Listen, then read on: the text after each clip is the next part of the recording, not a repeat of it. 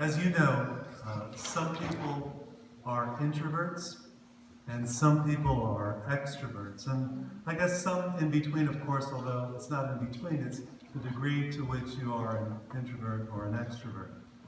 Now, introverts tend to stay out of the spotlight. They choose to blend in to whomever they're around. They tend to say less than others.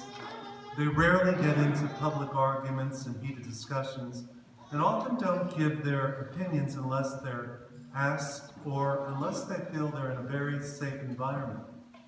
Introverts would rather listen and observe than to be the center of attention. Extroverts, of course, are very different. They don't mind being in the spotlight, and in some cases, they actually seek it out. Many extroverts are talkative.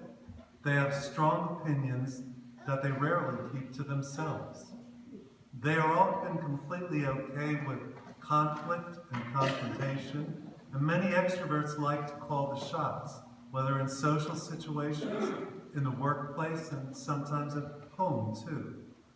Now, obviously, I'm making generalizations, but you get the picture.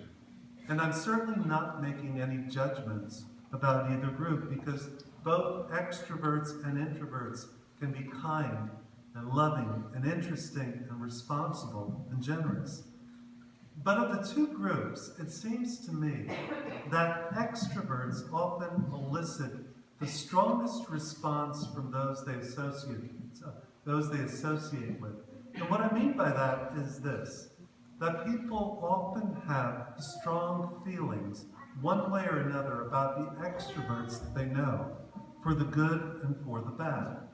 Their strong outward behavior does one of two things. Now, in many cases, an extrovert will attract people to themselves because they can be fun, they are enthusiastic, they are passionate, they are joyful, qualities that can be sort of like a magnet that draws others to them. But once in a while, you'll get that extroverted person that'll be the exact opposite. And you know what I'm talking about, because we all know such people, and in fact, oftentimes we can be that very person. These are the kind of people who talk incessantly without letting someone else speak. These are the people who have to get the last word in to win every argument, that always force the conversation into a topic that interests them. They're the ones who have to be one up on everybody else. And when you add this all up, this is the type of person that can be really, really boring, you know?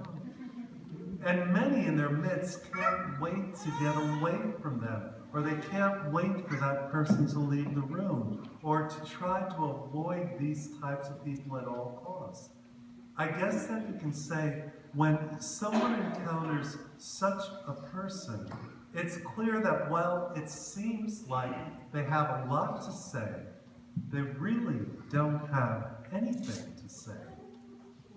So today we hear, once again, about John the Baptist, that enigmatic man doing his own thing on the banks of the Jordan River. He is the voice that is crying out in the desert. And I think it would be safe to say that if we used modern terms and sensibilities to the situation, we would have to say that John is probably definitely an extrovert. He's certainly not shy. He certainly doesn't avoid conflict. He certainly has a flair for the dramatic. And he seems to be pretty unwilling to say simply what people want to hear. It seems to not be concerned to what people think of him. John is truly one of a kind. And he does have a lot to say, clearly. And what's most surprising is how many people are drawn to him. The believers, the poor, the rich, the humble, the arrogant, the cynics, the doubters, the questioners, the authorities. A large number of people seem to have been interested in what he had to say. And what he had to say was not an easy message. He was challenging. He was critical at times. He was harsh towards people he felt weren't living as they should. And yet, from the text, it appears that people from all over the region were flocking to him. John was an incredible magnet, a magnet who said a lot and had an awful lot to say. Now, when it comes to our faith, however, my guess is that most of us are very happy to be introverts. We like to keep our feelings about God, or Jesus, or our faith, or discipleship, or Catholicism to ourselves. We try our best to avoid these topics in conversation. And we are not out there conspicuously praying in public, unless we're here, of course. But how about in restaurants or at our own desks? We don't spend our free time talking to people about how good God has been, what kind of a relationship I have with Jesus, what my faith means to me. And many people that we know so well probably have no idea that you are even sitting in these pews week after week. Now, when it comes to our faith, many of us seem to be perfectly okay with not having a lot to say. And guess what? There is no such thing. That's right. There's no such thing as not having a lot to say about our faith. We may be relatively silent about matters of faith or belief, but I can assure you that our lives speak volumes nonetheless. In other words, our lives say something, whether we want them to or not, whether we are talkative or quiet, whether we are outgoing or shy. And surprisingly, what we are saying probably comes across loud and clear, just like voices crying out in the desert, so to speak. So the question today is, what exactly are our lives saying about our faith, about our relationship with God, about what we think about Jesus and what he does in our life? What is the message that we are actually sending out in the world by the way we live and what we say? Are we people that are drawing people closer to God? Or are we driving them away by what we say and what we do?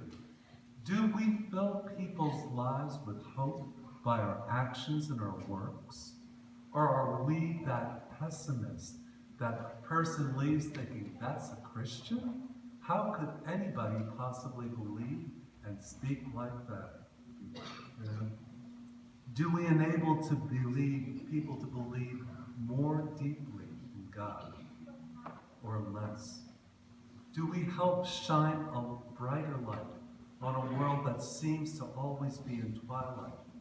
Or are we actually a kind of dimmer switch that seems to extinguish any kind of light of God that is out there? Do our lives encourage others to give more, to forgive more, to love more? And whether we like it or not, whether we understand it or not, our lives speak volumes by what we do or what we don't do. And as such, each of us is saying a lot. Each of us has something to say. The question is, what is that something?